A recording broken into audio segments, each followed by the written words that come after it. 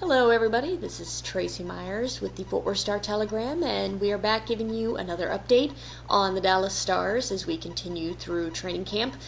We are going to be seeing a roster that looks a little more familiar here in the next couple of days. The Stars today, possibly tomorrow, they'll be cutting a few more names off of that roster as they try and get down to about 30 heading into this weekend and the beginning of next weekend when they go to Colorado for a few days of practice and team bonding and game with the Colorado Avalanche.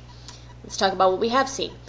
James Neal last night came in and first game of the preseason teamed with Toby Peterson, Sean Avery. The whole line actually looked pretty good.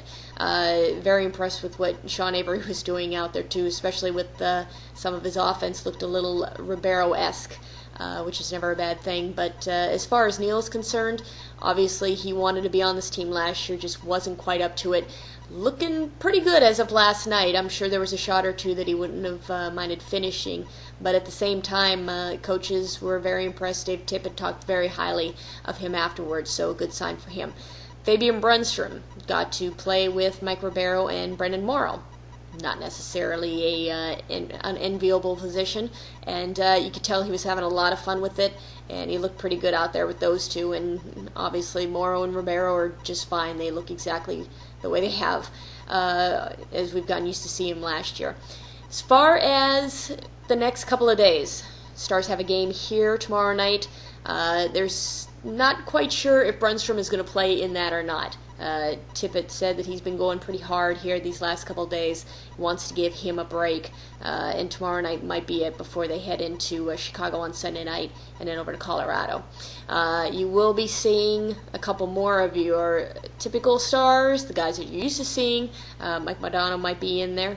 But as far as the lines out there today, a lot of what we saw last night. Brunstrom was once again with Ribeiro and Morrow, and the Peterson Avery-Neal combination was also together. Another combination, and I'm not sure who's going to be playing from them tomorrow night, if any of them, but we had the combination of Mike Modano, Brad Richards, and Yuri Letnin, which is also a good possibility. So we'll see what happens there, but as I said, we'll probably be getting a few more names today of guys who are going to be going their separate ways, but it's going to be pretty tight from going from 30 to 23 or 22, whatever the Stars decide.